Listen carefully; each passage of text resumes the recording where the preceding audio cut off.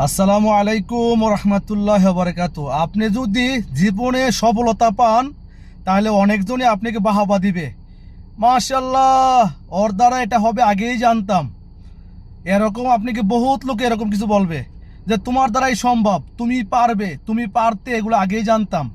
আবার একই ব্যক্তি আপনি যদি কখনো সফলতা অর্জন করতে না পারেন, আপনি যদি কখনো হচট খেয়ে যান, ওই একই ব্যক্তি বলবে তোমার দ্বারা এগুলা সম্ভব না, তুমি কেন গেছো এসব কাজে, তোমার কি এসব মানায়, তোমার দ্বারা যে এগুলো হবে না আগেই জানতাম।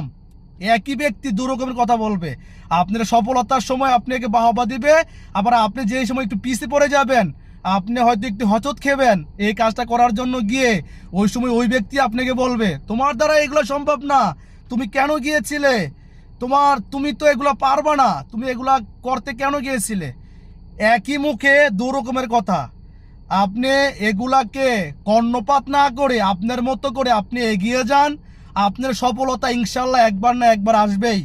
আরে ভাই, আপনি যেখানে হসত খাইবেন ওইখান থেকে তো আপনি উঠে দাঁড়াবেন, উঠে দাঁড়াইয়া আপনি সফলতা অর্জন করতে পারবেন। আপনাকে পিছনে কে কি বলছে ওগুলাকে কিছুই আপনি কর্ণপাত করবেন না, আপনি আপনার মতো করে এগিয়ে যান।